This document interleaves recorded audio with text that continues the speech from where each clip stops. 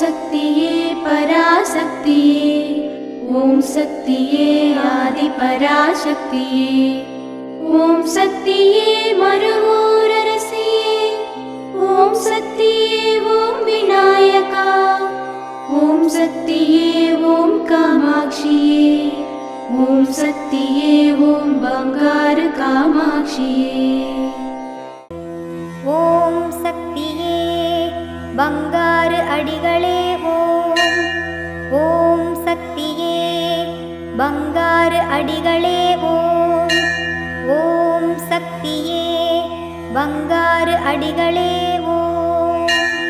ஓம் ஓம் ஓம்.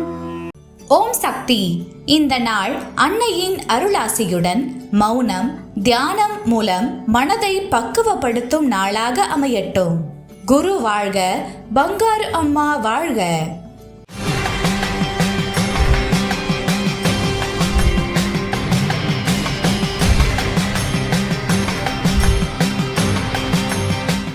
அன்னையின் அருள் வாக்கு.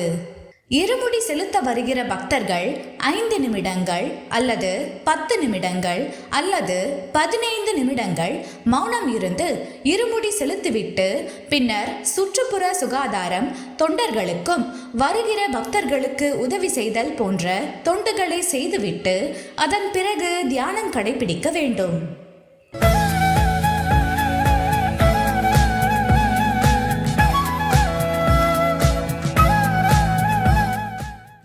மேல்மருவத்தூர் சுயம்பு அருள்மிகு ஆதிபராசக்தி சித்தர் பீடத்தில் கருவறை பணியை இன்று கடலூர் மாவட்டம் பாண்டுரங்கன் நகர் மற்றும் பாதிரிக்குப்பம் ஆதிபராசக்தி வழிபாட்டு மன்றங்கள் பொறுப்பேற்று செய்கின்றனர். நாளை கோயம்புத்தூர் மாவட்டம் சுந்தராபுரம் ஆதிபராசக்தி வழிபாட்டு மன்றத்தினர் பொறுப்பேற்று செய்ய உள்ளனர். ஓம் சக்தி.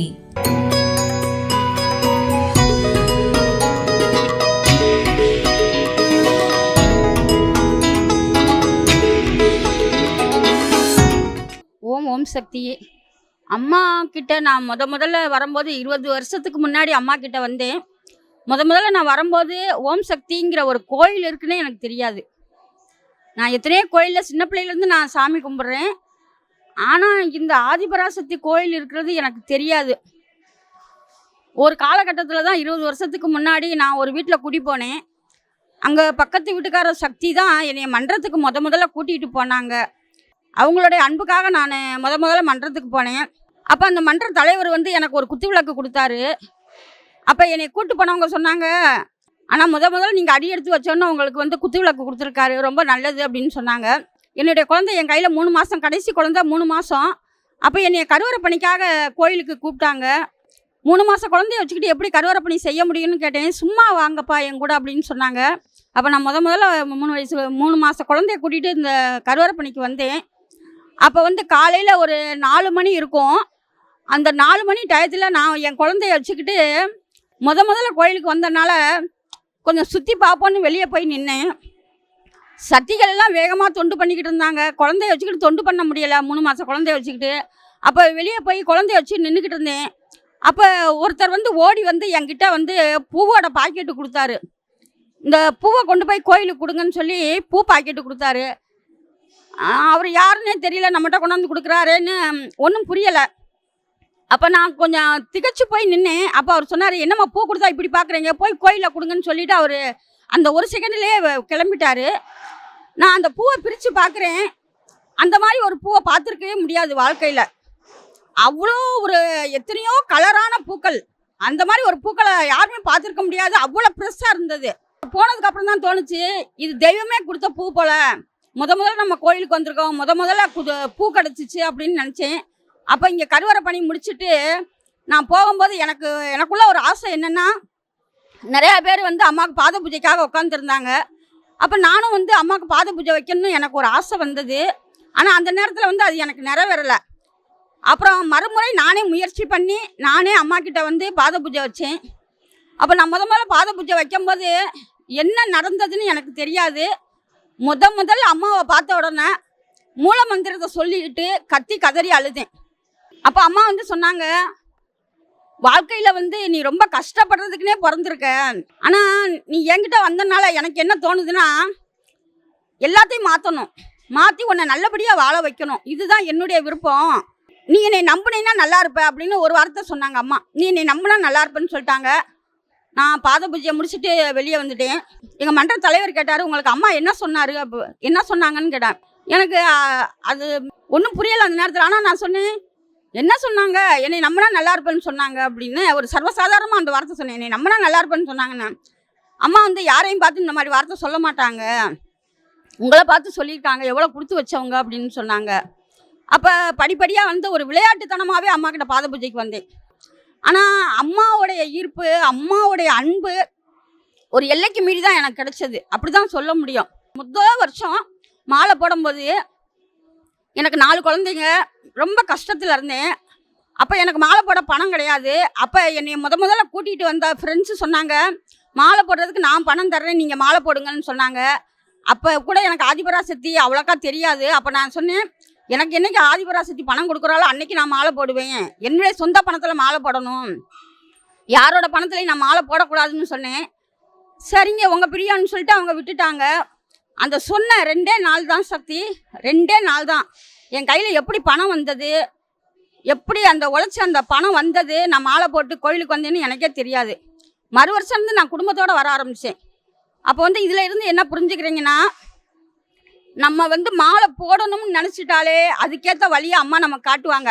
நிறையா சக்திகள் என்கிட்ட சொல்கிறாங்க, நான் தொண்டு செய்யும்போது நிறையா சக்திகள் வந்து நான் இருமுடி தொண்டு செய்யும்போது நிறையா சக்திகள் என்கிட்ட சொல்கிறாங்க, எனக்கு பணம் இருக்க மாட்டேங்குது சக்தி மாலை போட, அதனால் நான் மாலை போடலை அப்படின்னு பல பேர் சொல்கிறாங்க. அது ரொம்ப தவறு. அம்மா கிட்ட மாலை போட்டு வரணும்னு நம்ம எப்போ நினைக்கிறோமோ அன்றைக்கே ஏதோ ஒரு வழியில் வந்து நமக்கு வழிகாட்டிடுவா. அப்போ அம்மா கிட்ட நமக்கு தேவைப்படுறது என்னென்னா சிறந்த பக்தி. அம்மா நம்மக்கிட்ட விரும்புகிறது ரொம்ப பக்தி. யாரையும் பார்த்து போட்டி பொறாமை நமக்கு இருக்கவே கூடாது. நம்மகிட்ட தூய்மையான மனசு இருந்தால் நிச்சயமாக அம்மா அருள் பரிபூரணமாக நமக்கு கிடைக்கும். இது என்னுடைய வாழ்க்கை அனுபவத்தில் பட்டது சொல்கிறேன். அன்னைக்கும் சரி இன்னைக்கும் சரி அம்மா என் மனசில் வந்து உணர்த்துறது, மகளே அடுத்தவங்களை பார்த்து தப்பி தவறி கூட பொறாமப்பட்டுறாத, நல்ல இதயத்தோட நீ என்னென்ன செய்கிறியோ அத்தனையும் உன் குடும்பத்துக்கு நன்மையாகவே மாறும். இது வந்து அம்மா சொன்ன ஒரு வார்த்தை. 2வது வந்து அம்மா வந்து கண்டிப்பாக இன்றைக்கி நம்மக்கிட்ட இருக்கிறாங்க, இல்லைன்னெல்லாம் சொல்ல முடியாது. நாம் ஒரு கேள்வியை நினைக்கிற போது அம்மா வந்து இப்போ நமக்கு பதில் கொடுக்குறா. அன்றைக்கி பாத பூஜையில் பதில் கொடுத்தாங்க, இன்றைக்கி நம்ம மனசுலேயே வந்து பதில் கொடுக்குறா. நமக்கு அம்மா இல்லையே, நம்மளால் பாத பூஜை வைக்க முடியல, அம்மா நம்மகிட்ட பேசலையேன்னு நம்ம நினைக்கிறோம். அந்த நினைக்கும் போது அந்த கணத்தில் வந்து நமக்கு பதில் சொல்கிறா. இப்போ ஒரு சின்ன விஷயத்தை நினச்சி கோயிலில் வளம் வர்றோம், அம்மா எதுக்கு நிற்கிறோம், அம்மா என்னம்மா இந்த பிரச்சனை அப்படிங்கும்போது அதுக்கு தீர்வு சொல்கிறா அம்மா. அப்போ அம்மா வந்து ஒவ்வொரு அசைவுலையும் நம்மக்கிட்ட இருக்கிறா. அப்புறம் வந்து அன்னதானத்தினுடைய அம்மா வந்து அன்னதானத்துக்கு என்ன சொல்லியிருக்காங்கன்னா, இல்லைன்னு சொல்லாமல் உன்னால் முடிந்த நன்மைகளை செய். என்னால் செய்ய முடியாதுங்கிற வார்த்தை ஒவ்வொரு செவ்வாடை தொண்டர் வாயிலையும் வரவே கூடாது. நம்மளால் முடிஞ்ச வரைக்கும் தர்மம் செய்யணும். இப்படி ஒவ்வொரு அணுக்களையும் நம்ம பார்த்து பார்த்து அம்மா வழியில் நம்ம நடக்கும்போது சத்தியமாக நம்ம குடும்பத்துக்கு எந்த குறையும் வைக்க மாட்டாங்க. இது என்னுடைய அனுபவம். எல்லா சக்திகளும் சிறப்பாக வாழ்கிறதுக்கு அம்மா நமக்கு கொடுக்குற ஒரு வாய்ப்பு. ஓம் சக்தி. சக்தி மாலை போட்டுக்கிட்டு சித்தரிடம் வேண்டிக்கிட்டு சக்தி பீடம் வந்து பாருங்க, சங்கடங்கள் தீர்த்திடவே சக்திகளை சேர்த்துக்கிட்டு சன்னதியை தேடி வாருங்க. ஓம் சக்தி மேல்மருவத்தூர் சுயம்பு அருள்மிகு ஆதி பராசக்தி சித்தர்பிடத்தில் சக்திமாலை இருமுடி விழா 2024-2025. அன்னை ஆதி பராசக்தியின் அருளாசியுடன் ஓம்கார தெய்வம் ஆன்மீக குரு அருள்மிகு பங்காரு அம்மா அவர்களின் அருளானையின் வண்ணம் டிசம்பர் 15, 2024 ஞாயிற்றுக்கிழமை முதல் பிப்ரவரி 10, 2025 திங்கட்கிழமை வரை தினமும் அதிகாலை 4 மணி முதல் இரவு 8 மணி வரை உங்கள் அனைத்து வேண்டுதல்களும் நிறைவேற எளிய விரத முறைகளுடன் அனைவரும் சக்திமாலை அணிந்து நம் மேல்மருவத்தூர் ஆதி பராசக்தி சித்தர்பிடத்தில் இருமுடி செலுத்தலாம். சக்திமாலை இருமுடி அணிய உங்கள் அருகாமையில் உள்ள ஆதி பராசக்தி வார வழிபாட்டு மன்றங்களையோ அல்லது ஆதி பராசக்தி சக்தி பீடங்களையோ தொடர்பு கொள்ளுங்கள். இந்த மேல்மருவத்தூர் மண்ணுக்கு மகிமை உண்டு. அன்னை ஆதி பராசக்தி அவதாரம் செய்த புண்ணிய பூமி நம் மேல்மருவத்தூர் சித்தர்பீடம். இங்கு இருமுடி செலுத்தும் வாய்ப்பினை பயன்படுத்தி பலன் பெறுவோம். நம் பங்காரு குருதெய்வம் கற்றுத்தந்த ஆன்மீக வழி நடப்போம்.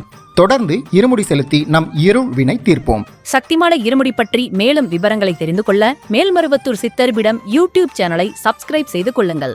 சக்திமாலை அணிந்து அனைவரும் வருக, அன்னையின் அருள் பெறுக. ஓம் சக்தி. ஓம் சக்தி.